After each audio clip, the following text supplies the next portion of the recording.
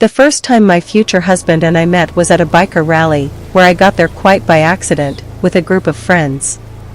Before that, I had nothing to do with the biker subculture, was not interested in anything like that, and on a motorcycle I rode only once, about 15 years old, a neighbor kid, who was older than me by only a couple of years. Then we still saw my father. He then terribly agitated, yelled at the kid, forbidding him in the future even to approach me. And I was given a lecture every night at dinner about the inadmissibility of riding on these coffins on wheels, probably for another 6 months. It was sunny and hot. During the day everyone slept, and in the evening the fun began, the degree of which rose until the morning. Once I noticed a huge motorcycle, not typical even for this event. At that very second I had an incredible desire to ride it. However, it took a long time to find the owner among the crowd. Thanks to my acquaintances who pointed out the right person. That's how we met. We talked for a long time, and then our relationship began to grow into something more. Michael turned out to be a very interesting, versatile guy with a successful career in a large engineering company.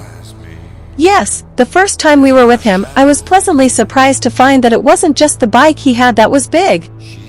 After a year and a half of living together, Michael asked me to marry him. The first 6 months seemed magical. We went traveling to European cities, tasted the cuisine of different nations, and took a whole mountain of photos together. Every girl can only dream of such a marriage. I already had everything I needed. However, our happiness did not last forever. My husband started coming home drunk from time to time, explaining that he needed to relieve stress and relax. At first, I turned a blind eye to this state. When the amount of alcohol he took began to increase at the speed of light, I tried to talk to him, to find out if something was bothering my beloved. I could not understand what problems at work make my recently perfect man turn into an alcoholic. In response to my sincere attempts to reach his consciousness, I heard only, "It's none of your business." Such rudeness has never come from him. Realizing that something was going on, I decided to follow him after work. It turned out that he was drinking, not just in a bar, but in a strip club just a block away from where we lived. The next day I took a day off from work and arrived at the strip club just as it was opening, when I was sure I wouldn't meet my husband there. Sitting down at the bar, I struck up a conversation with the bartender, playing the fool who wanted to give her brother a private dance for his birthday. However, it didn't work out. Apparently, I'm not the first wife who tried to find out something in this way, or I'm such a lousy scout. Realizing that something had to be done, I found an advertisement on the internet for a private investigator specializing in this kind of cases and hired him. 3 days later, we met him in the park near our house. The information he had gathered allowed only one conclusion: my husband was involved with a stripper from the club he frequented every night. And, apparently, it was also open that I was the only person in his neighborhood who didn't know about it.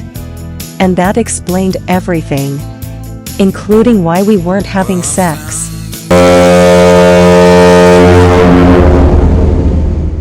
After all that I had seen and learned, I was so apathetic that I went wherever I was going. I didn't see, hear, or perceive anything at that time. Everything was like a fog. Suddenly a car horn sounded from behind, and out of the window of the car appeared the face of my husband and my common friend David. When he saw my condition, he put me in the car, took me to his place, and gave me hot coffee. The thing is, David and Michael have been friends since childhood and have managed to carry their friendship into adulthood. He was even a witness at our wedding. Accordingly, often visiting our home, he knew the whole history of our relationship, from the best times in the beginning to the present day. At that moment, I felt that he was the only person who supported me all this time. David always treated me with warmth and understanding, and now I realized that our relationship with him was much more trusting and reliable than with my husband. I started to talk about my feelings, about how humiliated and crushed I felt, how bad I felt about everything that was happening, and suddenly David kissed me. Then everything happened like a blur. The moment he entered me, I had a feeling of lightness. For me, it was the finale of my marriage. I was burning all bridges behind me. When we woke up, it was a beautiful Saturday morning. It was pouring rain outside, and my phone was an endless stream of missed calls and messages from my husband. As I washed up in the shower, yesterday's excitement began to change to depressing thoughts of what was to come. Good boy David made breakfast and tried to cheer me up with humorous conversation. Michael began to call incessantly.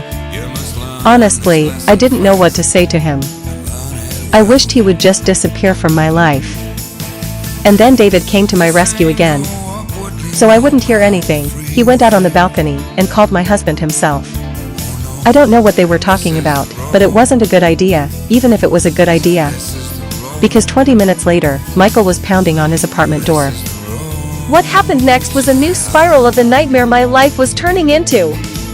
Michael attacked David with fists, he defended himself, furniture, appliances, dishes, the fish tank, everything was on the floor. The police came and took us all to the station, where we were held for half a day. When they let us out of there, my husband had calmed down and, defiantly ignoring David, invited me to sit down and talk quietly. But that was the last thing I wanted to do right now, just as I didn't want to go back to David's trashed apartment. Saying that I needed to be alone, I grabbed the essentials and left for my parents' house. My parents, the Puritans, had always believed that adultery in marriage was unacceptable, no matter what the circumstances. So I casually told my mother about what I'd learned from the detective, keeping silent about my night with David. The next day Michael arrived. He started by declaring all my accusations groundless, and when I showed him the detective's report, with photos and video footage, he was furious at first, but then, calmed down, under the weight of the evidence, he confessed everything. He apologized, said that he was in some kind of eclipse, that he loved only me and no one but me, he does not need. When he left, my parents took me in. And to be honest, knowing their stance on cheating, I didn't think they would be so strong in urging me to give him another chance. They remembered that old Michael, so it was easy for them to say. However, a drop is a drop. Michael was serious about getting me back. Every day there were flowers and gifts. He had never given me such attention even in the first weeks of my acquaintance. Anyway, I decided, albeit with a lot of residue in my heart, to come back. 3 years have passed since then. We have a beautiful daughter. My husband loves her. I have nothing to complain about. By the way, smart David told him only that I just spent the night at his place, tactfully silent about everything else. So sometimes I think that nightmare was really just a dream. But when I made the decision to go back to my husband, my wise mother advised me to save that very detective report, where there are such racy photos and active videos. And when I too much begin to soften from their marital happiness, that would not forget that all this can end in an instant, as once, I take out and review this file. And I'm back on this sinful earth. And I feel again what I felt when I almost got hit by David's car. And then I call David, who even though he has a family of his own, is always happy to give me a little of his time, like that night. That's what it means to be a true friend of the family. Thank you for listening to the end. What do you think of the story? Let me know what you think in the comments. And send in your stories. Bye!